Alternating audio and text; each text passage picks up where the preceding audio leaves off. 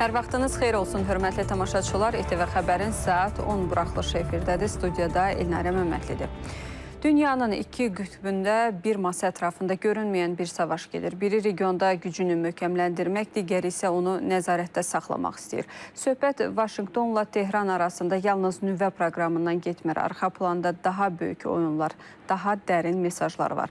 ABŞ prezidenti Donald Trump'ın son açıqlamaları isə məsələnin diplomatik həllindən çox qarşıdurma ehtimalını gündəmə gətirir. Onlar sadəcə səndən edə bilməyəcəyi məsələlər istəyirlər. Onlar imtina etməli olduqları məsələlərdən əl çəkmək istəmirlər. Bunun nə olduğunu bilirsinizmi? Onlar zənginləşmə axtarırlar. Biz zənginləşdirə bilmərik. Biz bunun əksini istəyirik. Və indiyənə qədər onlar həmin məqama çatmayıblar. Mən bunu söyləməyə nifrət edirəm, çünki alternativ çox qorxuncdur. Müqavilə ilə bağlı fikirlərini bizə bildirdilər. Mən də dedim ki, bilirsən, bu sadəcə olaraq qəbul edilməzdir. Birləşmiş Ştatlar prezidenti Donald Trump'ın bəhs etdiyi ölkə İrandır. Ağ Ev rəhbəri bunu İsrailin baş naziri Benyamin Netanyahu ilə telefon danışığında müzakirə edib. Trump'ın sözlərinə görə Vaşinqton hələlik Tehranın nüvə sazişi ilə bağlı təkliflərə cavabından razı deyil. Üstəlik nüvə ilə bağlı İranla işləmək çox çətindir. Danışıqlar ərəfəsində tərəflərin mövqeyindən aydın olur ki, onların nədəsə razılığa gəlməsi ehtimalı xeyli aşağıdır. Yəni, konkret olaraq Birləşmiş Ştatların İrandan tələbi ondan ibarətdir ki, İran ən az indiki mərhələdə 3,67% dərəcəsində uranı zənginləşdirə bilər və eyni zamanda da bundan sonra özünün nüvə infrastrukturunu sökməlidir. Ancaq görünən odur ki, İran heç bir halda bu tələbləri yerinə yetirmək istəmir. İran tərəfi isə Birləşmiş Ştatların uranın zənginləşdirilməməsi ilə bağlı təklifi ilə razılaşmır. Rəsmi Tehran sanksiyaları ləğv olunmadığı müddətdə Vaşinqtonla hər hansı bir razılaşmaya getməyəcəyini bildirir. Lakin bəzi ekspertlər iki ölkənin gec-tez razılaşma əldə edəcəyini deyir. Burada İranın nüvə proqramından başqa məsələlər də var. Esas itibariyle burada başka konular var. Bunlardan bir tanesi Çin'le irtibat, Suriye ile irtibat, Gazze ile irtibat. İran'ın düşüncesi Gazze konusunda ne olacak, Husiler konusunda ne yapacak? Müzakerelerin bir sonuç vereceğine, bu sonuç çok kısıtlı olacağını, maksimalist talepler üzerinde değil, minimalist talepler üzerinde olacağını ama bu kademeli yani belki 3 aylık gibi bir şey. Herkes bir adım atacak, karşı tarafta adım attığı takdirde bunun devam edecekler diye düşünüyorum. Uzun illərdir sanksiyalara məruz qalan İran bu problemin həlli üçün nüvə danışıqlarını fürsət kimi görür. Təkcə 2011-ci ildən bugünədək sanksiyalar İrana 1 trilyon 200 milyard dollardan çox zərər verib. Vaşinqton Tehranın nüvə obyektlərini vurmaqla, Tehran isə Vaşinqtonu İsraili bombalamaqla hədələyir. Siyasi şərhçilərin fikrincə, bu xəbərdarlıqlar sadəcə çəkindirici xarakter daşıyır. Birləşmiş Ştatlar İran dialoqunun pərdə arxası fərqli mənzərə ortaya qoyur. Əslində, əgər biri-birinə hücum etmək istəyən, müharibə etmək istəyən tərəf danışığa getməz, görüşləri keçirməz və s. Müəyyən uğurların əldə olduğunu bildirirlər. Hətta bu günlərdə Donald Trump bəyan edib ki, İran hakimiyyəti Qəzza məsələsi ilə bağlı da danışıqlar prosesində iştirak edir. Deməli, Tehran hakimiyyəti regionda baş verən məsələlərdən heç də oyundan kənar vəziyyətdə saxlanılmayıb. Analitiklərin fikrincə hazırda Birləşmiş Ştatlarla İranın qarşı-qarşıya gəlməsi hər iki tərəfin maraqlarına uyğun deyil. Trump administrasiyası hələlik yumşaq gücdən istifadə etməyə çalışır. Sanksiyaların ləğvi isə gözlənilmir. İrana təkcə nüvə məsələsi ilə bağlı deyil, insan haqları, dini azadlıqlar və etnik azadlıqlarla əlaqədar da sanksiyalar tətbiq olunur. Uranın zənginləşdirilməsi ilə bağlı sanksiyaların yumşaldılması isə yalnız nüvə danışıqlarında Vaşinqtonun maraqlarına uyğun nəticədən sonra mümkündür. İndiki halda sanksiyalar Birləşmiş Ştatların vacib silahlarından biridir. Gözlər isə bu həftə Omanın paytaxtı Maskatda baş tutacaq nüvə proqramı üzrə danışıqların 6-cı raunduna yönəlib. Bu məsələdə də tərəflər arasında fikir ayrılığı yaranıb. Donald Trump görüşünün iyunun 12-sində, İran Xarici İşlər Nazirliyinin sözçüsü İsmail Bəqai isə iyunun 15-də keçiriləcəyini deyib. Bu arada Amerika Birləşmiş Ştatları prezidenti Donald Trump'ın miqrantlara qarşı reyd qərarı Los Angeles'ın ardınca New York'da da etirazlara səbəb olub. Aksiya zamanı polislə toqquşma yaşanıb, görüntüləri şərhsiz təqdim edirik.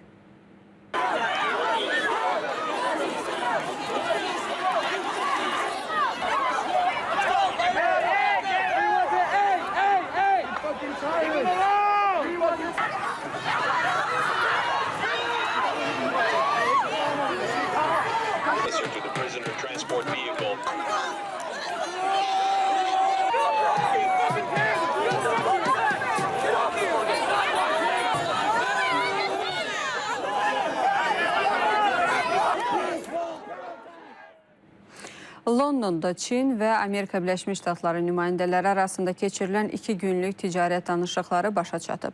Çin Ticarət Nazirinin müavini Li Qingang görüş barədə açıqlamasında danışıqlar sonrası bir sıra irəliləyişlərin əldə edildiyini bildirib. Qeyd edək ki, ABŞ və Çin arasında iqtisadi ticari məsləhətləşmələrin aparılması mexanizmi ilk dəfə bu ilin mayın 10-da 11-də Cenevrədə keçirilən danışıqların nəticəsi olaraq formalaşdırılıb.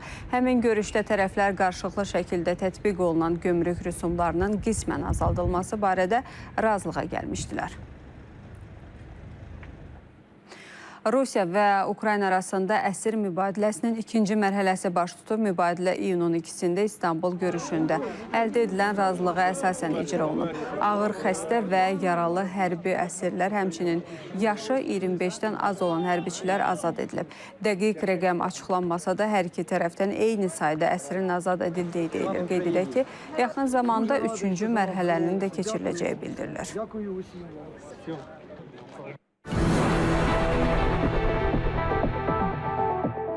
Dünyanın nəhəng iqtisadi gücü ilə Cənubi Qafqazın strateji oyuncusu Çin və Azərbaycanın münasibətləri getdikcə genişlənir. Artıq iki ölkə arasında viza rejiminin ləğvi təsdiqləndi.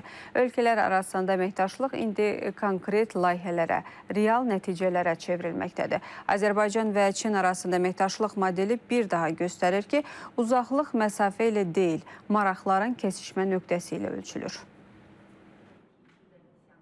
Azərbaycana səfər edən Çinli turistlərin sayı artıb. Belə ki, bu ilin yanvar-aprel aylarında turistlərin sayında keçən ilin eyni dövrü ilə müqayisədə 70% artım müşahidə olunur. Bunu Çinin Azərbaycandakı səfiri Lu Mei jurnalistlər üçün təşkil olunmuş brifinq zamanı söyləyib. Nitqində sivilizasiyalar arası dialoqa, Çin-Azərbaycan münasibətlərinə, eləcə də aktual mövzulara toxunan səfir əlavə etdi ki, bu ilin yanvar-aprel aylarında iki tərəfli ticarətin həcmi 1,4 milyard Amerika Birləşmiş Ştatları dolları çatıb. Bu da təxminən 37% artımla yüksək dinamika tendensiyasının qorunması deməkdir.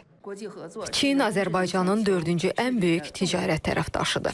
İdxal ölkələri arasında isə ikinci yerdədir. Ölkəmiz həmçinin Azərbaycan məhsullarının Çin elektron ticarət platformalarında satışını dəstəkləyir. Hazırda ölkələrimiz yaşıl enerji, rəqəmsal iqtisadiyyat, infrastruktur kimi sahələrdə əməkdaşlığı artırmaq üçün birlikdə işləyirlər.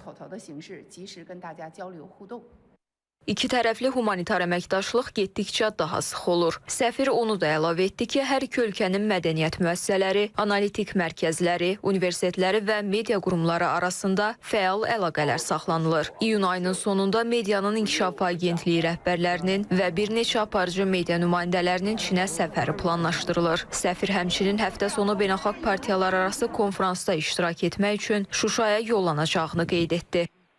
Onsuz da iqtisadi cəhətdən möhkəm bağla birləşən iki ölkənin münasibətləri xüsusən aprel ayından sonra yeni vüsət alıb. Çindən gələn turistlərin sayında artım dinamikasının vizaların qarşılıqlı ləğvindən sonra daha da güclənəcəyi gözlənilir. Artıq parlament müstəvisində də çox mühüm fəaliyyətə başlanılıb.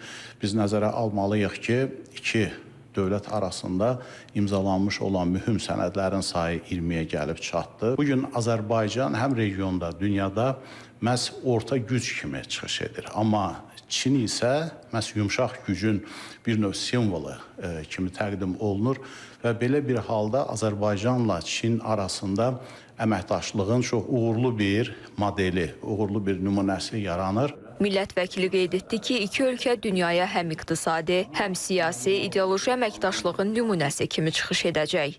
Azərbaycanın regionda çox ciddi geo-iqtisadi, geo-strateji mövqeləri var və Çinin də həm qlobal, həm də regionda bu istiqamətdə maraqları var. Bu maraqlarla Azərbaycanın mövqeyinin çox uğurlu bir şəkildə sinxronlaşdırılması, uzlaşdırılması bu əməkdaşlığı daha möhkəm edir və biz hesab edirik ki, Çinlə əməkdaşlıq həm də bizim ölkəmizin iqtisadiyyatına özünə məxsus təsir göstərəcək, texnoloji inkişaf, elmi-texniki tərəqqinin dərinləşməsi, informasiya texnologiyalarının tətbiqi. Qeyd etmək lazımdır ki, Çinin bir kəmər, bir yol layihəsində Azərbaycan aparıcı iştirakçıya, əsas dəstəkçi ölkələrdən birinə çevrilib. Və sonda dünyanın ən böyük qapalı su hövzəsi olan Xəzər dənizi gözümüzün önündə addım-addım geri çəkilir. Mütəxəssislərin hesablamalarına görə proses 2042-ci ilə qədər davam edəcək. Ekoloqlar təcili tədbirlər görülməsi üçün ciddi xəbərdarlıqlar edirlər.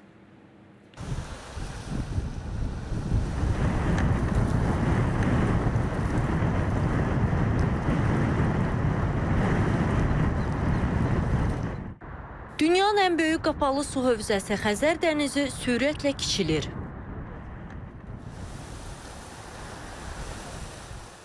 Biz durduğumuz yerdən hardasa bir 20 metr qabaq kimi, bir 3 il bundan qabaq, 2 il bundan qabaq bura kimi su vardı. İndi hardasa bir 200 metr çəkilib geri.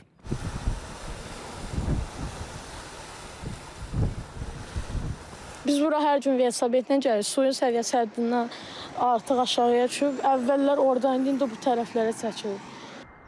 Mütəxəssislər isə bildirir ki, bu proses həm ekoloji, iqtisadi, həm də sosial baxımdan ciddi nəticələr doğurur. Çünki hesablamalarına görə son 30 ildə Xəzər dənizinin səviyyəsi təxminən 29 metrə qədər azalıb və 2042-ci ilə qədər də dənizin səviyyəsinin aşağı düşməsi davam edəcək. Sonra isə müəyyən qədər qalxma gözlənilir. Həmçinin dənizin geri çəkilməsi yalnız ekoloji deyil, həm də iqtisadi problemlər yaradır. Xəzərdə səviyyənin dəyişməsinin əsas amili kimi elə küləyə götürmək olar.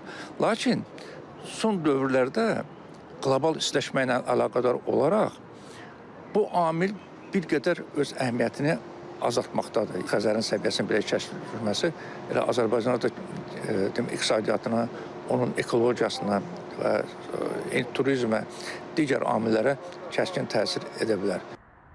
Ekoloqlar da deyirlər ki, əgər iqlim dəyişiklikləri və insan fəaliyyəti bu templə davam edərsə, Xəzər dənizinin bəzi sahilləri gələcəkdə tamamilə yox ola bilər.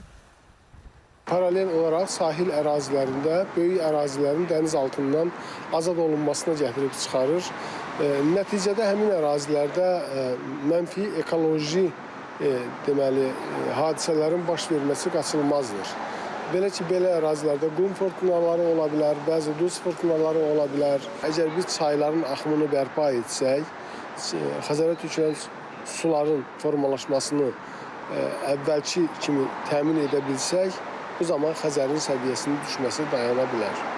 Mütəxəssis onu da əlavə etdi ki, bu cür ekoloji fəlakətlərin qarşısını almaq üçün yalnız yerli deyil, həm də beynəlxalq səviyyədə koordinasiyalı fəaliyyətə ehtiyac var. Suyun istifadəsində daha rasional yanaşma, çayların qidalanmasının qorunması və sənaye sektorunun ətraf mühitə təsirinin azaldılması kimi tədbirlər olmadan bu prosesin qarşısını almaq mümkün deyil. Yoxsa gələcəkdə Xəzərin yerində yalnız çatlamış duz təbəqələri və xatirələr qala bilər. Maya Sabir qızı, İlqar Abdullayev, Zaur Ağamir, İTV Xəbər. Bu saatdan çatdıracağımız xəbərlər bunlar idi. Hələlik.